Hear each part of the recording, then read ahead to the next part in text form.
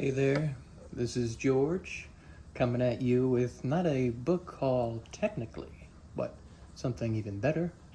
In this case, that was unexpected and stuffed in the mailbox. Some book mail. 2 packages from real live authors, no less. And you might hear some zizzling in the background, some sputtering, some clanking. That would be my wife, my life support system, who is cooking up some sustenance so I can make more videos, do writing, reading, and live. So gratitude always to her. Without further ado, let's open up the first package we have here. Gotta get it at the top. Don't want to cut the contents.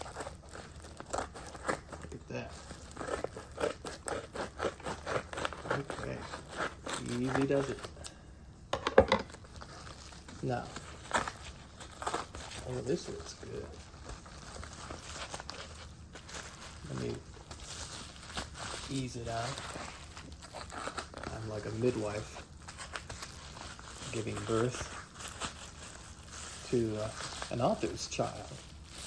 I think we all think of our books as our children. Look at that.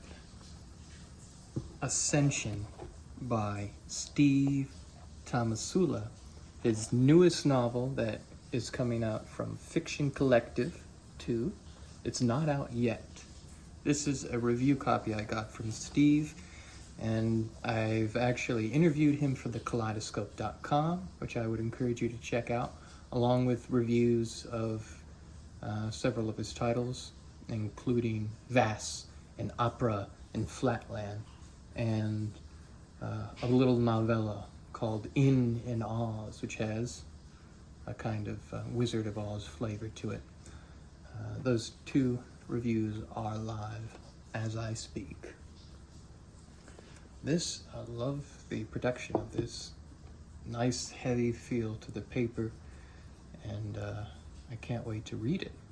It says here, Ascension is a novel about the end of nature, or rather the end of 3 natures, the time just before Darwin changed the natural world, the 1980s, just as the digital and genetic revolution begins to replace nature with environment, and today, a time when we have the ability to manipulate nature at both the scale of the planet and the genome. What I love most about Steve's work is his incorporation of science and his ambition that crosses all kinds of temporal boundaries that are, as we see when we read his work, illusory. And he was kind enough to sign it here. For George, partner in literary crimes, Steve Tomasula, Chicago. Thank you so much, Steve. You're the best. And now we have a pretty thick package here. Don't want to show you the address, so gotta keep privacy in mind.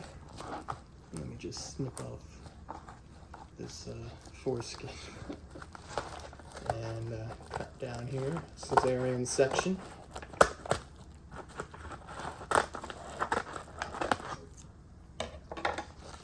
Now, this came in quick, and before I say anything, I want to a package within a package, and a Troishka doll package. Look at that. Okay. This is the amniotic sac. So we're going to make an incision right here. Okay. He's crowning. Is that ASMR too?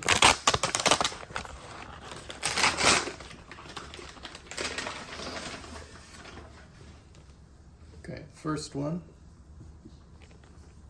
Limit Point by Michael Brodsky. Now, Michael Brodsky has been on my radar. He is essentially a forgotten postmodernist who first started publishing, I think, in the late 70s, if I remember correctly. However, I didn't know how to contact him. I haven't bought any of his books yet. And Richard Kalich, who I've been covering recently on the Kaleidoscope, he told me, I know of an author who needs coverage, who you should cover in your Invisible Books column, etc. And I said, who is he? He said, Michael Brodsky.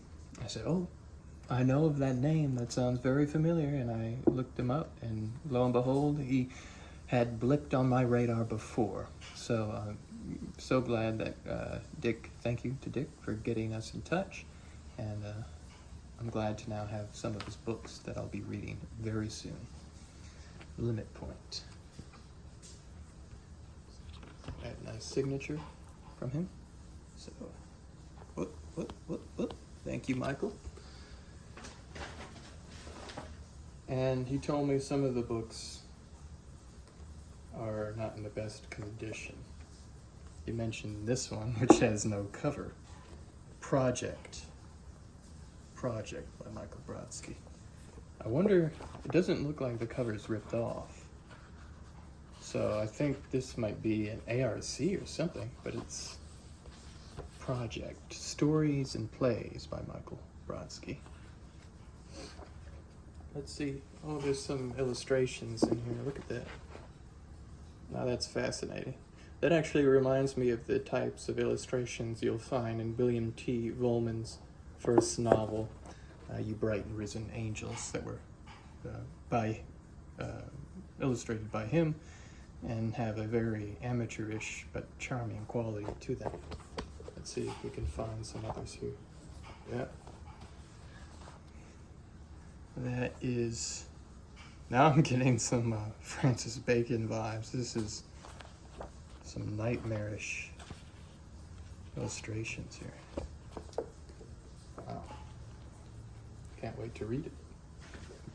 And included also, this is one of his latest novels, Lurionics, if I'm pronouncing that correctly. Let's see. Lurionics tells the story of a young man, one Isaac Luria, namesake of one of the great Kabbalists, who seeks to create, quote, a true work which will give his life a meaning that is uniquely beyond label. And San Francisco Chronicle says Brodsky has been compared to Thomas Pynchon, and with good reason. Fascinating. Okay.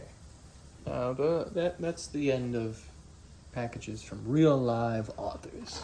This comes from a company, Discover Books. Apparently I bought it. I don't even remember what it is. That's how you know when you buy too many books. When you can't remember what you ordered, from where. So we're about to find out together.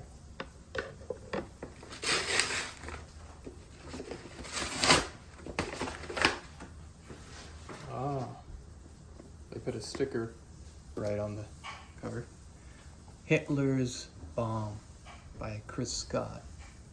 Now, Chris Scott wrote Bartleby, which I'll be reviewing this month for my Invisible Books column. It won't be out until next month. Early reading this month for Patreon supporters. I'll have a link for you in the bio if you want to support the efforts of the Kaleidoscope. But Hitler's Bomb is another book by him that is more historical and well-researched, whereas Bartleby predates Mulligan Stew about 10 years, yet is very much in the vein of metafiction, so metafictional that it kind of eats itself.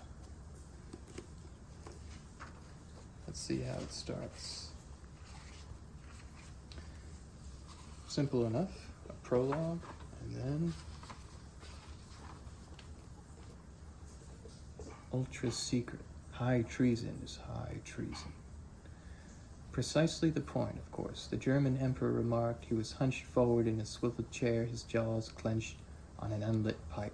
A tin of Balkan so brainy, unopened, sat on his desk. The German emperor was very English, tweedy, with a cultivated stutter. Before the war, he had been a member of the Anglo-German Fellowship. So this is already quite different from the novel I'll be reviewing, but anyone who makes something as wild as Bartleby for their first novel from the 70s, if I remember correctly, deserves attention. Not just on the first work, but on the others, even if it doesn't turn out to be as good as the first. So there you have it, some book mail for you. Thanks for tuning in. If you want to see more content like this, all you have to do is subscribe and let me know what kind of book mail have you gotten recently, and what, if anything, are you most excited about out of what I've gotten today. So thanks again, and I'll see you soon.